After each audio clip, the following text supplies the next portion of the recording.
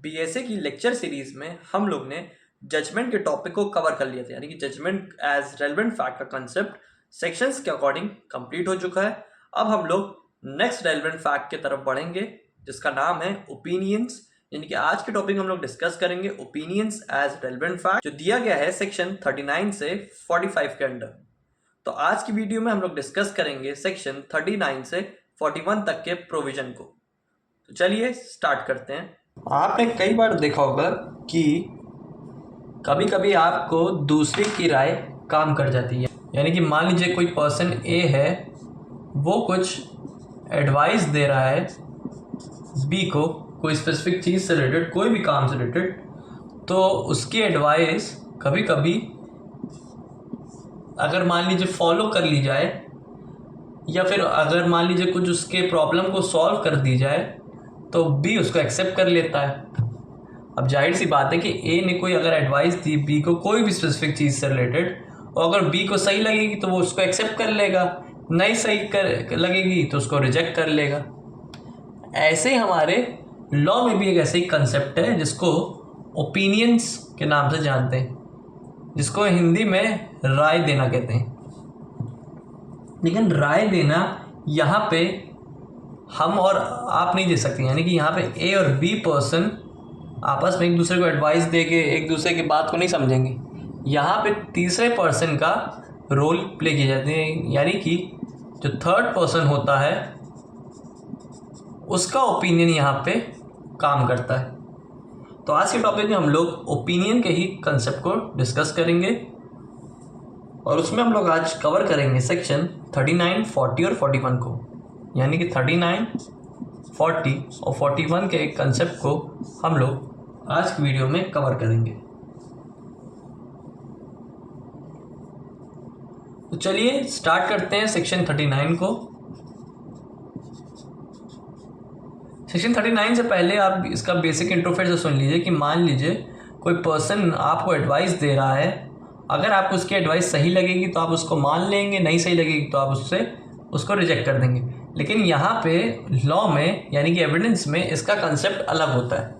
यहाँ पे आप एक दूसरे की एडवाइस से नहीं चलते, आपको यहाँ पे तीसरे पर्सन की एडवाइस को मानना पड़ता है और वो फैक्ट एंड इशू से मैच करनी चाहिए, यानी कि आप जो कॉज है उससे आपकी प्रॉब्लम का मीटअप होना ज़रूरी है, तभी वो जाके रेलेवेंट बन पाएगी, अदरवाइज वो रेलेवेंट ही नहीं होगी और कोर्ट उसको एडमिट नहीं करेगी।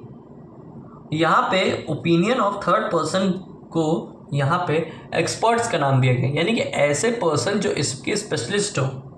कई बार आपने सुना होगा कि या फिर आपने देखा होगा कि हर चीज़ के लिए स्पेशलिस्ट है। अब मान लीजिए आपको कोई बॉडी में बीमारी है, जैसे कोई स्किन की बीमारी है तो उसके लिए स्किन स्पेशलिस्ट है, ईयर की बीमारी है, कान में कोई दिक्कत है उसके अलग है, आइज़ के अलग हैं, ब्रेन के अलग हैं। तो ये लोग आपस में अलग अलग बॉडी पार्ट के स्पेशलिस्ट होते हैं, जिनको हम लोग एक्सपर्ट्स भी मानते हैं। हम लोग अगर आम आदमी अगर मान लीजिए ए को कोई दिक्कत है, मान लीजिए ए को स्किन में एलर्जी हो गई, ठीक है, स्किन एलर्जी हो गई है। अब बी यहाँ पे राय दे रहा है ए को कि ये वाली क्रीम लगा लो, इससे सही हो जाएगा। क्या ए बी की बात को मानेगा? मान लीजिए यहाँ पे ए बी की बात मान ले रहा है, यहाँ पे वो उसको सजेशन दे रहा है, एडवाइस दे रहा है, अपनी राय रख रहा है। लेकिन यहाँ पे अगर किसी एक्सपर्ट को दिखाए या कोई इसके स्पेशलिस्ट को दिखाए जिसका एज सी पर्सन है, उसको अगर दिखाए तो उसकी ओपिनियन पे ज़्यादा असर करेगा कि बी की ओपिनियन पे? जाहिर सी बात है एक्सपर्ट की ओपिनियन पे ज़्यादा अफेक्ट करेगी आपकी बात। इसमें आप तो नॉर्मल एक पर्सन से पूछ रहे हैं ना कि आपको वो एडवाइस दे रहा है, लेकिन यहाँ पे जो एक्सपर्ट होता है उनको कोर्ट मानती है कि हाँ ये सच ही बोलेंगे, इनकी बात को रेलेवेंट मानना ही मानना है, ठीक है। तो ये है कुछ opinion of third person when relevant का कंसेप्ट। तो ये मैं आपको इंट्रोडक्शन बता दिया। अब देखते हैं सेक्शन 39 को। सेक्शन 39 क्या बताना चाह रहा है? सेक्शन 39 बात कर रहा है ओपिनियंस ऑफ एक्सपर्ट्स के बारे में। सेक्शन 39 बात कर रहा है ओपिनियन ऑफ एक्सपर्ट्स के बारे में, यानी कि एक्सपर्ट्स का ओपिनियन। देखिए इसमें क्लॉज 1 दिया, क्लॉज 2 दिया, यानी कि दो पार्ट में हमारा ये सेक्शन बटा हुआ है। देखिए वही बात आ गई जो मैंने आपको पहले एग्जांपल्स में समझा दी है कि नॉर्मल पर्सन की हम बात अगर एक बार मान भी लेंगे लेकिन हम उस पर इतने ट्रस्टवर्दी नहीं हो पाएंगे कि हाँ वो 100% बात सही कह रहा है और रेलिवेंट होगी। नहीं, कई बार हम लोग को एक्सपर्ट्स की राय लेनी पड़ती है कि वो जो रिजल्ट देंगे या वो जो अपनी बात का ओपिनियन देंगे वो एकदम रेलिवेंट होगी, एग्जैक्ट होगी और वो उस पर जल्दी विश्वास भी कर लेगा। लेकिन यहाँ पे लॉ में एक्सपर्ट्स को यहाँ पे कुछ स्पेसिफिक स्किल्स से डिफाइन किया गया है। वो स्किल क्या है कि वो स्किल उसके अंदर कोई फॉरेन लॉ से हो, कोई फॉरेन लॉ उसने पढ़ा हो, ठीक है, साइंस या फिर कोई आर्ट की नॉलेज हो उसे, ठीक है, हैंड राइटिंग और फिंगरप्रिंट समझ सके वो, या कोई भी अदर कोई फील्ड, एनी फील्ड जिसमें वो स्पेशलिस्ट है उसका, तो उन पर्सन को एक्सपर्ट माना गया है और उनकी दी गई बात को कोर्ट अलाउ कर लेगी। यानी कि उनको उनकी दी गई बात को as a relevant fact treat कर लिया जाएगा और वही एक्सपर्ट्स को डिफाइन कर रहा है। यानी कि ऐसा कोई पर्सन जो foreign law, science, art, hand writing, fingerprint expression या कोई भी स्पेसिफिक फील्ड में वो उसके पास नॉलेज हो, तो वो पर्सन एक्सपर्ट्स कहलाएंगे। तो ये बताना चाह रहे हैं क्लॉज 1 आपको। आपने कई बार देखा होगा कि कई बार क्राइम हो जाता है, एक्यूज नहीं समझ आता किसी को। ये मान लीजिए थेफ्ट के केस में क्या होता है, अब चोर आपकी गाड़ी चुरा के भाग गया, आपने उसको दूर दूर से देखा, नहीं साफ समझ पा रहे, तो अब यहाँ पे आप कहाँ पे जाएंगे। या फिर मान लीजिए कोई भी क्राइम होता है तो उसमें फिंगरप्रिंट का बहुत इंपॉर्टेंट रोल प्ले किया जाता है। तो फिंगरप्रिंट को चेक करने के लिए यहाँ पे एक्सपर्ट्स को कोर्ट अलाउ करती कि आइए यहाँ पे उसकी इन्वेस्टिगेशन करिए। तो यहाँ पे इन लोग की बात को रेलिवेंट फैक्ट माना जाएगा, ऐसा क्लॉज 1 बता रहा है। पहले में तो यहाँ पे एक्सपर्ट्स को डिफाइन कर दिया, सेकेंड में बताया जा रहा है कि कोई भी प्रोसीडिंग में अगर कोर्ट को कोई ओपिनियन फॉर्म करना है कोई चीज़ से रिलेटेड, या फिर मान लीजिए कोई ऐसी रिसोर्स है जो इलेक्ट्रॉनिक फॉर्म में दी, यानी कंप्यूटराइज्ड है, कोई इलेक्ट्रॉनिक रिकॉर्ड है आपके पास, तो उसके लिए आप section 79A of IT act को रिफ़र करेंगे। 79A में आईटी एक्ट में कुछ स्पेसिफिक प्रोविज़न दिए गए हैं, आप उसको रेफ़र करेंगे in case of electronic evidence अगर आपको निकालनी हो। मान लीजिए कोई स्पेसिफिक चीज़ें, अब आजकल डिजिटल ज़माना है भैया, आजकल भैया डिजिटल ज़माना है, हर चीज़ आपको कंप्यूटराइज फॉर्म में मिलती है, फॉर्मेट में, तो कई बार आपको वहाँ पे भी एक्सपर्ट्स की ज़रूरत पड़ती है, तो उनकी बात हमारी 79A आईटी एक्ट में दी गई है।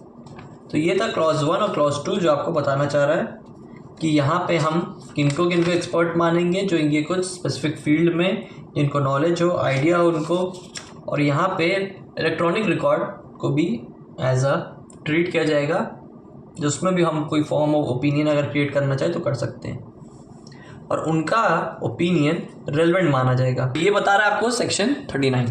अब देखते हैं सेक्शन 40 क्या बताना चाह रहा है। सेक्शन 40 बात कर रहा है facts bearing upon opinions of experts. ये बताना चाह रहा है कि फैक्ट्स वैसे रेलेवेंट नहीं है, लेकिन तब रेलेवेंट बनेंगे जब वो एक्सपर्ट्स के ओपिनियन को सपोर्ट करेंगे। When it will support the opinions of experts। अब मान लीजिए कोई एग्जांपल में स्पेसिफिक से लेते हैं, मान लीजिए ए ने यहाँ पे बी को पॉइजन देके, जहर देके मार डाला, ठीक है, कोई स्पेसिफिक जहर होगा उसको देके मार दिया। यहाँ पे एक सिचुएशन क्रिएट हुई कि यहाँ पे पहले ए ने बी को जहर देके जब मारा तो बी यहाँ पे चिल्ला रहा था तेज तेज, ठीक है,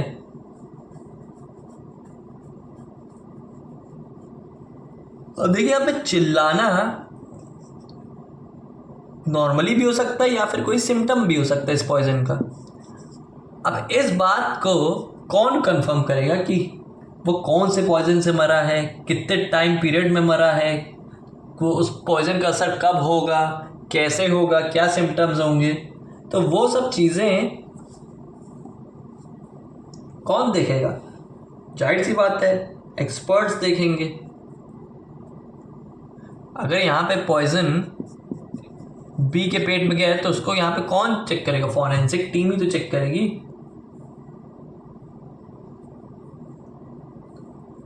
अच्छा, वैसे ही मान लीजिए सी की भी मौत हो जाती है, डी की भी मौत हो जाती है, अगर ए ने सी को भी मारा है, डी को भी मारा है, और अगर मान लीजिए सेम सिम्टम है लेकिन यहाँ पे बी जब मारा तो यहाँ पे एक्सपर्ट ने राय दी कि बी को इस जहर से मारा है और ये सिम्टम होते हैं, और अगर वही सिम्टम सी और डी में भी दिखाई दे रहे हैं तो यहाँ पे एक्सपर्ट क्या फॉर्म करेगा ओपिनियन कि हाँ इन दोनों को भी जहर दिया होगा।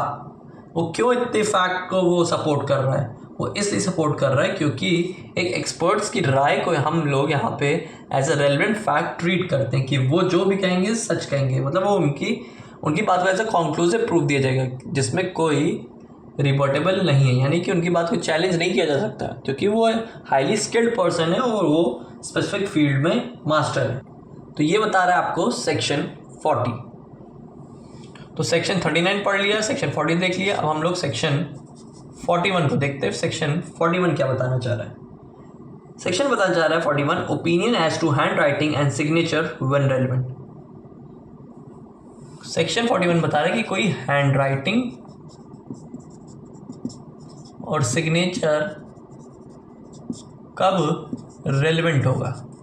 यहाँ पे कोर्ट अगर जब ओपिनियन फॉर्म करती है किसी पर्सन के खिलाफ, वो पर्सन जिसने कोई डॉक्यूमेंट लिखा हो या यहाँ पे उसने साइन किया हो,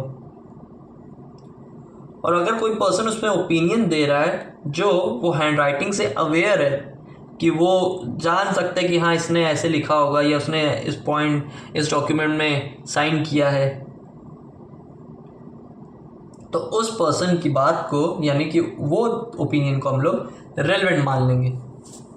अब एग्जांपल में यहाँ पे ए एक सुसाइड नोट लिखता है, सेक्शन 41 में समझा रहा हूँ। ए यहाँ पे सुसाइड नोट लिखता है। अब सुसाइड नोट की हैंड राइटिंग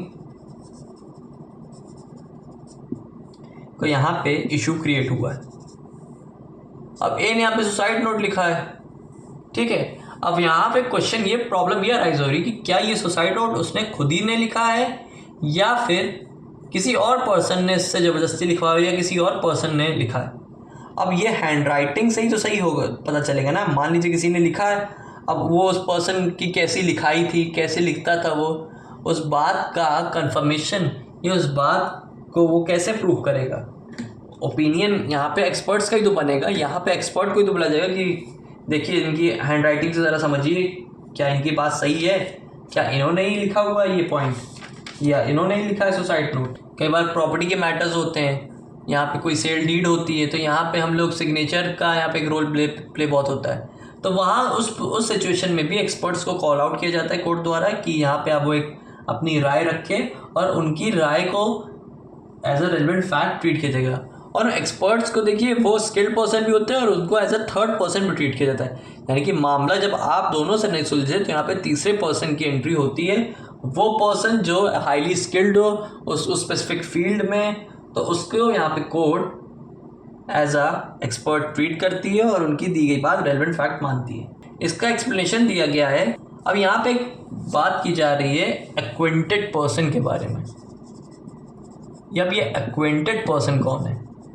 एक्वेंटेड पर्सन वो पर्सन होता है जिसको सामने वाले के बारे में भली बाती हर चीज़ अच्छे से पता है कि वो कैसे लिखता है और कैसे कोई डॉक्यूमेंट में वो साइन करता है, किस टाइम उसने कागज़ पे कुछ लिखा है या फिर साइन किया या किसी अथॉरिटी द्वारा लिखा गया है या उसने खुद नहीं लिखा गया है या कोई specific ordinary business course of business में वो ऐसे लिखता है क्या कभी।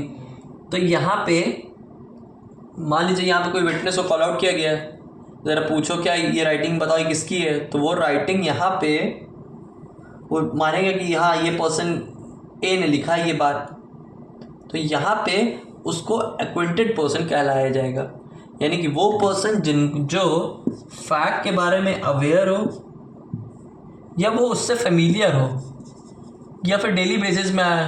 अब मान लीजिए आपने बचपन में देखा होगा एक बच्चा दूसरे की नोटबुक ले जाता है घर में होमवर्क कंप्लीट करने के लिए, तो वो उसी बच्चे की होमवर्क की कॉपी लेता है जिसकी हैंड राइटिंग भैया बढ़िया हो। अब अगर आप साफ नहीं लिखते तो आपका कौन देखेगा?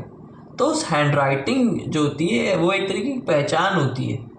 तो उससे एक्सपर्ट्स जो होते हैं वो पता लगाते हैं कि हाँ ये क्या इसी द्वारा ये डॉक्यूमेंट इसने लिखा या फिर साइन किया गया है, या फिर कोई और पर्सन, यानी कि वो पर्सन जो होता है वो उससे फेमिलियर टच में है, रोज़ देख रहा है कि हाँ ऐसे लिख रहा है ये लड़का।